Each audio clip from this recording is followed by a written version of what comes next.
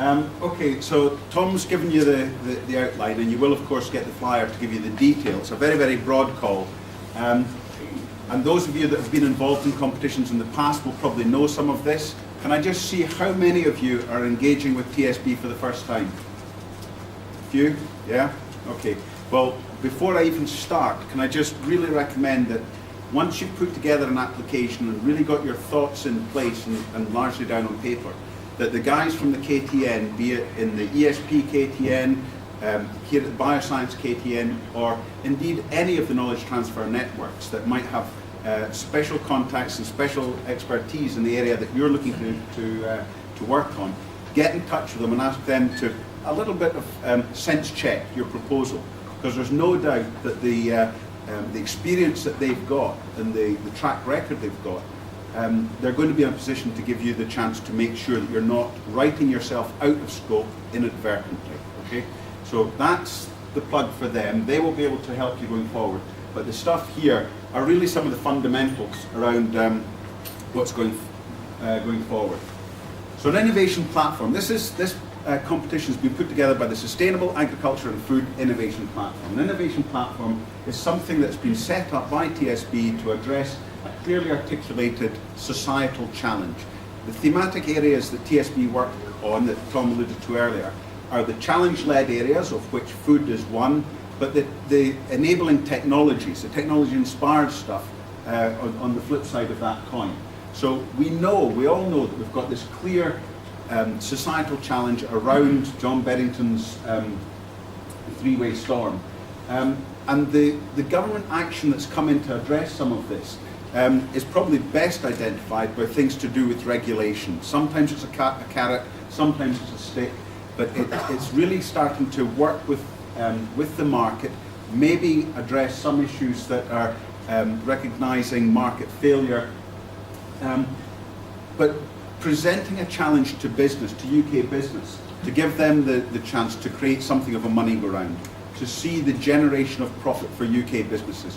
What I really want to emphasise, and I'll say it over and over again, is that the IP that's generated here is yours for your consortium to exploit. This is all about profit generation, okay? This is all about you know, getting into the FTSE 100 kind of idea. Take the chance and take it forward. But remember that when you put a proposal in, that you have to demonstrate the ability to capitalise on the opportunity and that you've got the expertise to do it. So some of the other issues that we need to address, or the point I've just made about capability, do you have within your consortium the right people? Do you have an idea that is relevant to what is possible just now? Perhaps stretching the boundaries. I know it's flippant, I know I've said it before, but there's no point developing an app for an iPhone if an iPhone doesn't exist. So is your idea right for the time? The market opportunity that we're trying to address, this is all about generating money for UK businesses with the help of academia, but we're business-led proposals. But it's not necessarily about addressing a UK-centric market. If you have the opportunity to tackle something that is going to, you know, take a paradigm shift in the production efficiency in cotton or rice or maize or soya, great, that's fine, that's okay. You don't have to just be looking at the UK crop, at the UK market. Global markets are obviously substantially bigger, and we'd like to see UK businesses tackling them. But the point there about can Technology Strategy Board make a difference? It's about recognising why we need to put money in from the public purse. Why is it that public money is required to make this thing happen? You need to articulate that and show that when you get those funds, it's making something happen in a bigger, better, faster way than would otherwise have been possible. And it's not about taking the money and taking things forward where there is no risk. If it's mitigating the risk, because you as a business aren't prepared to put the money in, because this is match funding, this is not about 100% funding. If you're not prepared to do something without some kind of support from the public purse because of the risk, that's fine, that's okay. We recognise there can be project failure. If we don't have project failure, we're not funding the right mix of proposals. Okay, so it's all about making things happen that wouldn't otherwise have gone ahead. The key dates for the competition, you'll see them on the flyer when you get them, but the competition's going to open on 23rd September. We've been soft launching this for a little while now. It's probably been a badly kept secret for a wee while. The competition opening doesn't mean that you've got to get your application in then, for those of you that are involved with this for the first time. There will be briefing days to give a little bit more about the background, some of much more detail around the cost structure of businesses. I'll cover it quickly later on today. But all of the deadlines that follow are always at noon, and please don't leave it to the deadline. You know, I struggled to get online here today. My laptop wouldn't connect with this Wi-Fi. If that happens on the deadline and you've got you can't get your application in, that's not a valid excuse. You know, make sure you get it in. It's the old exam thing. Make sure you get it in on time. The various other points about expressions of interest, it's a two-stage competition. There will be an expression of interest, which is a slightly shorter application form. They will be then assessed and filtered by a team of independent assessors. It's not down to Tom or I to do that. There's too much scope for holidays in the Caribbean. Looking out, I'm sure that some of you will be encouraging us to give you positive reviews. It is highly competitive, so if you're unsuccessful in the expression of interest, you will get feedback from the assessors, so it's not going to be a wasted effort. It is effectively getting 5 highly experienced guys giving you a critique on your proposal, so use that feedback. Those of you that are successful will be invited forward to a second full stage application. The assessment process is repeated and the deadlines are shown there to take forward. But the application itself is really split into 4 main sections. We have this point about the scope, okay? Make sure that you're in scope. Read the guidance for applicants. Don't write yourself out of scope. Make sure that you've had the input from somebody else to sense check what's going on. It's very easy to write yourself out of scope. It's very easy to write yourself into scope for some pretty out-the-box type thinking around some of these competitions, as we've seen in various competitions. Again, address the business proposition. I made the point about global markets. There are 2 distinct areas of the potential for beneficiaries from the IP that's generated. One is the direct benefit to those within the consortium. They're going to sell X amount of dongles and make Y amount of profit, and that's going to be their benefit. And that's a tangible benefit, a direct benefit to the consortium partners. But there's the indirect benefit to those that adopt the technology. Okay? So anyone involved in putting something together on precision agriculture, if you say that there's X thousand or X million hectares going to be treated or affected or managed using the technology that's developed, and as a consequence of that, inputs are down or yields are up or whatever it happens to be, express that. Particularly if it's UK business, okay, that's benefiting. So you can then ramp up the impact that you're likely to have within that business section. The project partners, you've of course got to tell us what the project entails. This is not an underpinning basic, blue sky science type project. You need to present the proposal in a way that the assessors, 2 or 3 of whom will almost certainly really understand your project, but there'll be 1 or 2 independents that are from business that won't necessarily be academics, won't necessarily be in your specific field. They need to get the point within the 4-page or whatever happens to be application form. So be quite succinct, explain it, explain what's going on, and explain why the partners that you've got have the necessary credentials to take this thing forward. Okay, give confidence that you've got the right team. And then again, this point about the added value, the additionality of why the public money is required to take forward, and I've already covered that. There's often a point within any given proposal. Is there a laser in here? That one? Yeah, okay. This point here, then a miracle occurs. That leap of faith is not going to give the assessors real confidence that you know what you're talking about. There needs to be a logical progression, a logical flow through what's covering.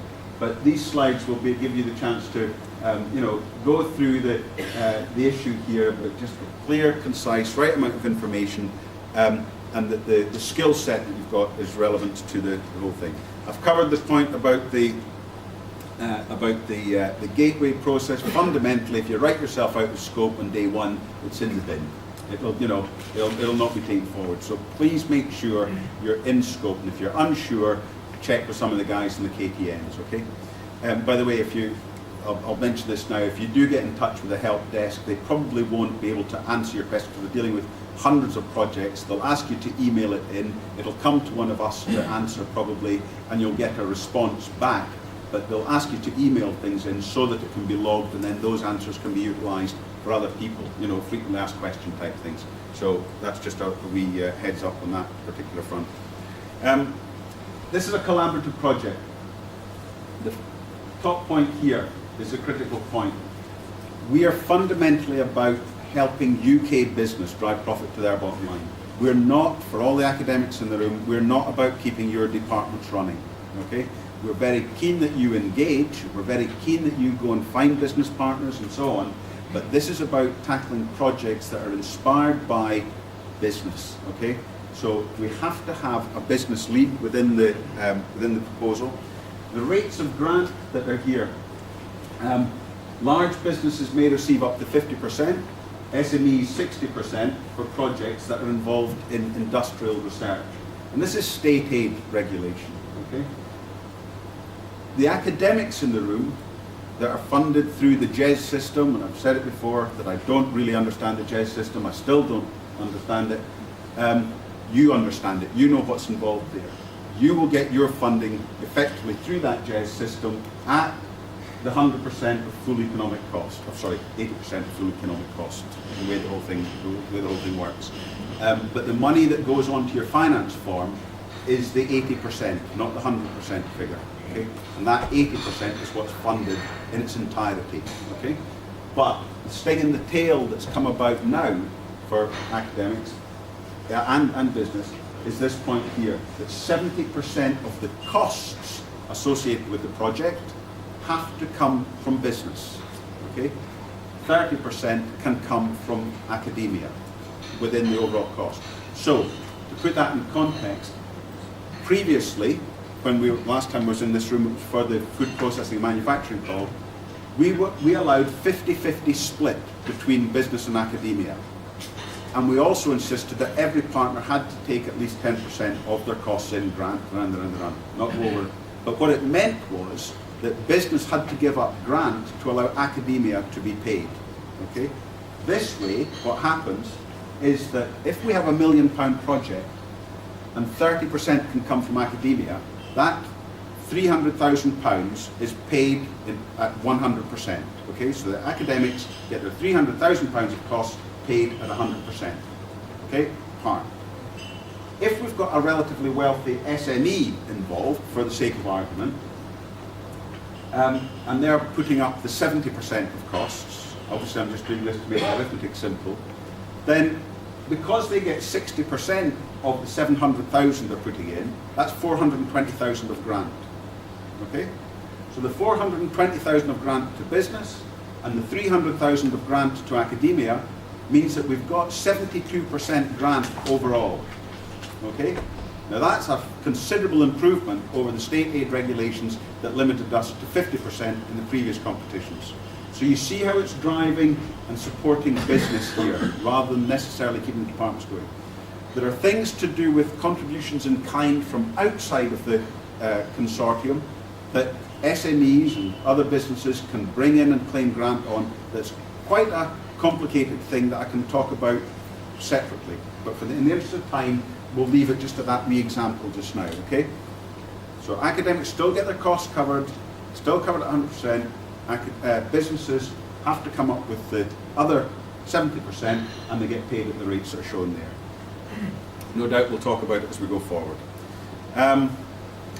Typically we want to see projects lasting about 3 years, but we completely recognise with the seasonality and the challenges that we've had over the last wee while with extremes of weather, it might be necessary to go out to 5 years, particularly if you're looking at soil trafficking or something like that, where you get real challenges about working in different conditions and so on, where a year could be written off, just a bad week's weather. So we can talk about that. Eligible costs, okay. Industry partners, it's all there. I'm not going to go through them all.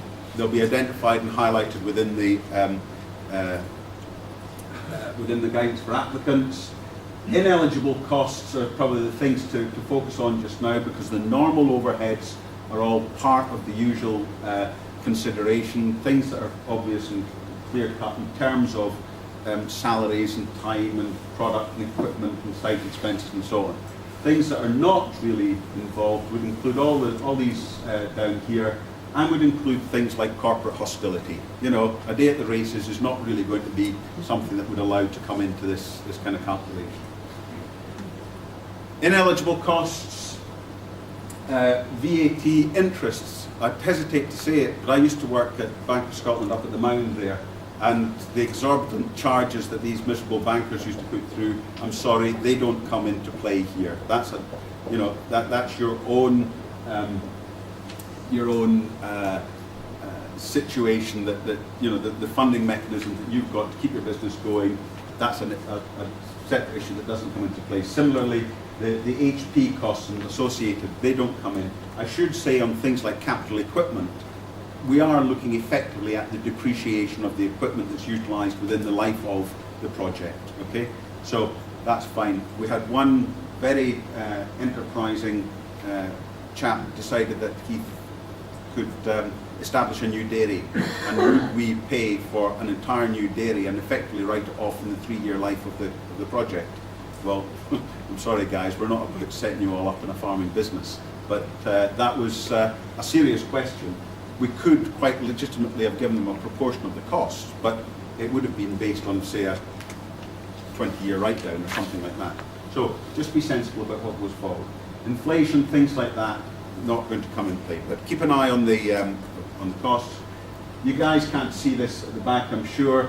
We're looking at the full economic cost calculation. Academics will know what they're doing.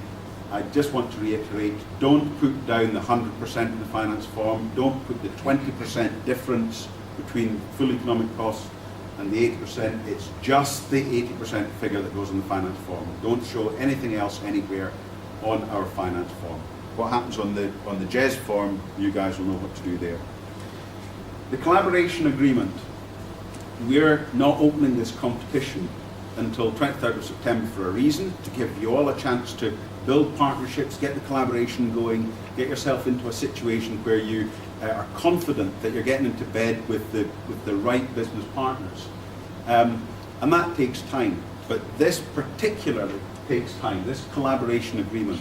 Some of you will be working with pretty large PLCs, I'm sure. Certainly hearing some of the guys in the previous workshops we've had. If their lawyers see a collaboration agreement for the first time, you can imagine what's going to happen. You know, they're going to throw their rat like the pram, they're going to have kittens, they're going to wonder what the hell's going on, and want to button and change and rewrite everything. We don't prescribe a collaboration agreement, although there is a draft copy of something available that you can use. But it's a very simple thing saying, Tom, Calum and Serena are going to collaborate and we're going to split the profit, 60 to me, 20 to each of them. That's fine, okay? And if we all sign it, that's a collaboration agreement, right? If you want to get this project up and running, start working on that collaboration agreement now, okay? It's an important thing that can delay things. Again, it's the business proposition and the value for money. Our assessors will look at this. They will look at the proposal and say, can the team do this project, undertake this project for the amount of money that's included here? If you're selling yourself short, they might say so and mark you down as a consequence, saying it's impossible, you know, because you're trying to compete and go too far in the value for money stakes. If, on the other hand, you're trying to pull a fast one and get a full dairy funded over 3 years and so on, that's not value for money. The impact, it will not get through on that basis either. So just think what's going on that score. I've spoken about the help that you can get from the KTNs. We've got these two KTNs represented, but the ESKTN I know are involved, and some of the horticulture and industry partnership attendees on the 19th of July. If anyone's interested in that area, there will be participants there, and I know that the ESKTN, that's the Environmental Sustainability KTN, will be there to help. As will people in there's a space KTN as well. So they'll be in a position to to help if you're looking particularly at satellite technologies and so on. So, there's the helpline I mentioned. You will be asked to email things through. Please go to that as the first port of call, because they may well have a portfolio of frequently asked questions, but if they don't get back to you straight away, it will come to one of us and we will be in a position to answer. So I think that's pretty much all I've got to say. Our contact details are there for Tom and myself. By all means, get in touch if you've got something specific, or speak to us later on during the course of the day.